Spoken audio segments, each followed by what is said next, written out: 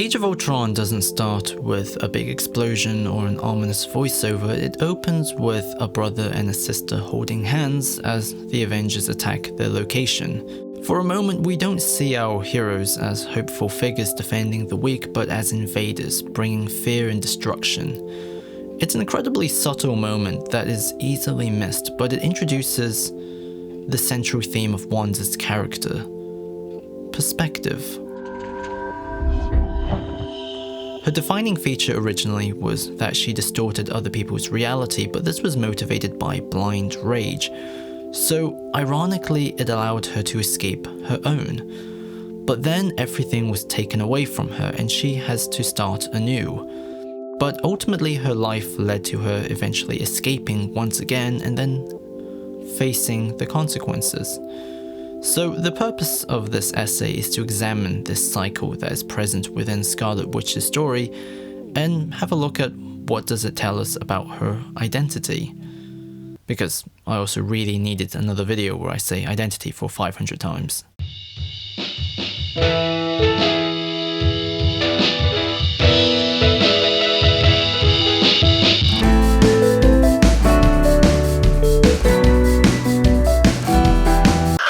Should have stayed in bed. Thanks. Wanda is the main cause of the creation of Ultron and is largely the main instigator that pushes Tony on his pessimistic route. We're not at war, Captain. They are. But why is that? What is it that motivates her? The big expository scene happens when Pietro and Wanda explains to Ultron that years ago a Stark bomb fell into their home, killing their parents, but didn't go off. It's 2 floors below, it makes a hole in the floor. Our parents go in, grab her, roll under the bed, and the second shell hits, but it doesn't go off. This very clearly was the traumatic experience that defined her life and caused everything to be orientated backwards to this singular moment. She and her brother has projected all of their life's problem on the idea of Tony Stark. Not him as a person, but him as a symbol. We wait for 2 days for Tony Stark to kill us. This distinction is the big dilemma embedded in Wanda's identity. She is disconnected from reality because a part of her is still waiting for death and still hasn't woken up. Wanda is defined by her daydreams. There's an essay that I quite like called Between Reality and Imagination, Between You and Me. It's an essay that I've referenced before by Natalia Cantomila and Frances Nunez Mastillo, who define daydreams as a private universe that escapes rationality and calculability while also governing our lives, because daydreams are where we build our expectations.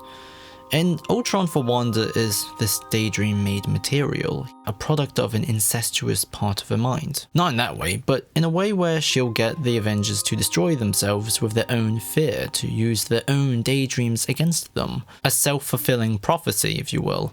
Because this is what her entire life has been all about this whole time, a failure to overcome her trauma. Wanda ends up being punished for this. Make a better world. It will be better. When everyone is dead. That is not... Her whole plan has not only failed, but has created dire consequences for herself, her brother, and the whole world. Therefore, she's now been forced to leave her old world. The connection that pulls Wanda into reality is Hawkeye. Okay? It's all our fault. Hey, look at me. It's your fault. It's everyone's fault. Who cares? Are you up for this? Are you? When his wife Laura told him that his humanness is precisely why the Avengers need him, this importance is expressed by his relationship with Wanda. His superpower is to provide context for other people by giving a face to the ordinary. And this is what he offers to Wanda, strength in vulnerability. I've done the whole mind control thing. Not a fan. Clint was the only person that she couldn't affect, and ironically as a result, he actually ends up affecting her psychologically. And this is highlighted by his rivalry with Quicksilver because his presence is actively giving her new context. Hi, coming to you. And all of this crescendos in Clint's wonderfully goofy and yet effective speech. We're fighting an army of robots. And I have a bow and arrow. None of this makes sense. Doesn't matter what you did, or what you were. If you go out there, you fight, and you fight to kill. Stay in here, you're good. I'll send your brother to come find you, but if you step out that door, you are an Avenger. His bluntness is what grounds Wanda's sense of self, and for the first time she's not preoccupied by her past, nor by the symbols in her life, but by simply her actions, and as a result she produces a new identity. The big shard of the Avengers fighting an army of Ultron functions as an expression of how mighty the heroes have become. As the credits allude to, they are legends and mythological in their presence, and Scarlet Witch is right in the middle. Released from her daydreams, she's a goddess of power and destruction, so her potential is determined by her perspective. How she sees the world dictates the size of her impact, but this comes into a sad end when Pietro is killed saving Clint. You didn't see that coming. In hindsight, Pietro functions less as an individual character but more as a device to push Wanda's character further, because his death serves as a marker for Wanda's life, an event that ensures that she can never go back to the way she was. Her heart has been ripped out of her, but in a strange way, it allows her to then fly.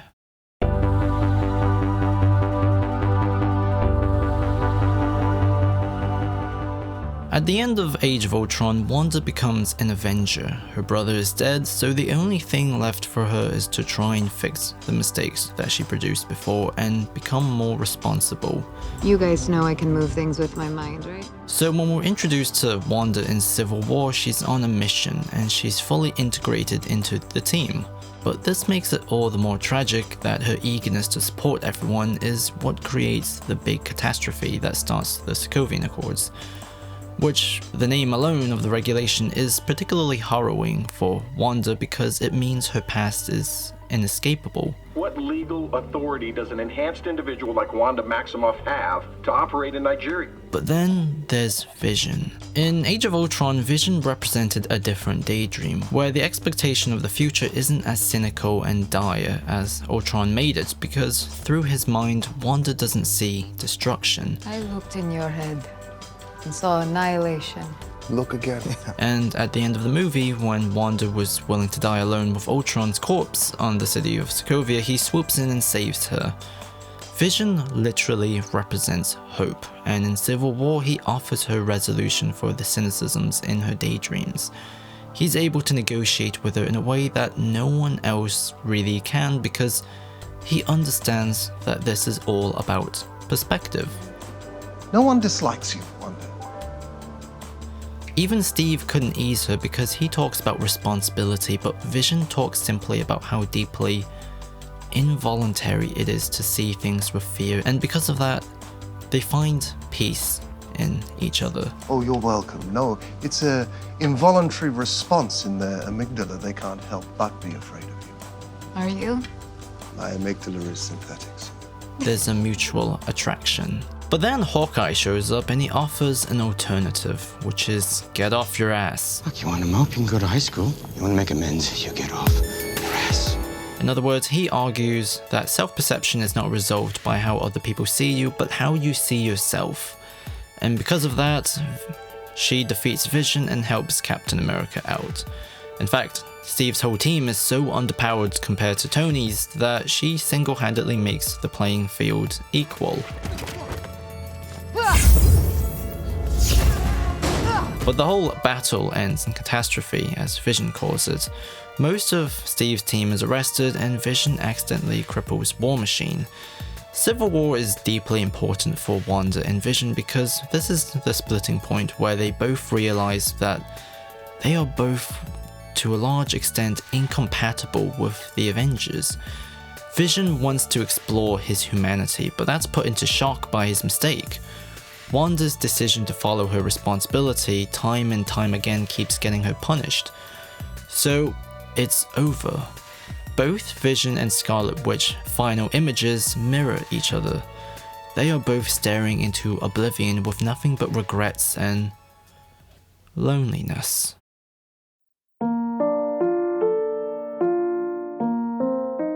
But then, entering into Infinity War, they've both ran away with each other. They've effectively found resolution through this romantic interest. Wanda can adjust her perception of herself and the world by looking through it with the innocence of Vision, while he can explore his humanity without the fear of shooting someone in the nuts with a laser beam. This is why the phrase "I feel you" becomes the encapsulation of their love. I just feel you. I just feel you. It highlights that this is a deeply symbiotic relationship where one person's innate quality provides the other something that they genuinely and desperately need. Vision learns to speak for himself. You know what? I'm just going to speak for myself. I think it works. It works. Wanda finds a fulfilling sense of responsibility looking after him. They finally found happiness in a space away from everyone else. Their own personal daydream turned into a reality. But then this is also the sadness of both characters. The meaning they provide each other is also the power that undoes them. Okay, look. Thanos has the biggest army in the universe, and he is not gonna stop until he gets Vision's stone. With his new sense of humanity, Vision is willing to sacrifice himself. And with her new sense of responsibility, her duty demands her to kill him. Only you have the power to pay it. And this goes back to the theme of perspective. How they see things is what traps them. Because if they hadn't had fallen in love, then very simply their hearts wouldn't have broken. Good job pointing out the obvious there, Leo. In the end, this is how their romance ends. Scarlet Witch kills Vision and his last words are, "I love you," as she drops to her knees. But this ends up not working and Thanos undoes everything. And this tragedy in its own way becomes a daydream. Wanda once gave everyone their worst reality through an illusion. Now she's forced to experience the same thing because her reality has now become an illusion. Scarlet Witch only really has two major scenes in Endgame, a moment where she confronts Thanos, which has a bit of unconscious fun with the theme of perspective by having Thanos not recognize her at all. You took everything from me. I don't even know who you are. And then there is the final moment she shares with Clint. But we won. She knows. We both do. Vision is in her mind. And what does that mean? Well, that'll probably be answered in her show, but right now it's a moment of acceptance. Another daydream that's not shaped by a cynical feeling of inevitable destruction, but a sense of hope. Vision's legacy imprinted directly into Wanda's identity. Wanda is an interesting supporting character that is another example of someone who had a very small and simple narrative purpose but ended up benefiting from the chaotic and yet expertly coordinated nature of the Marvel Cinematic Universe. The story of the Scarlet Witch is an exploration of how our perspective creates limits, and how these limits constantly traps the self. Her whole life is about the impact of small, intimate gaps in her sense of identity and reality, where her sense of the future is constantly being made without her even knowing it. Everything in Wanda's life comes at a cost, and that's the tragedy of her life. Wanda is the vanguard of destruction, and Vision is a force of innocence. And in both life and death, they gave each other peace. Sometimes it's so hard to read my own writing.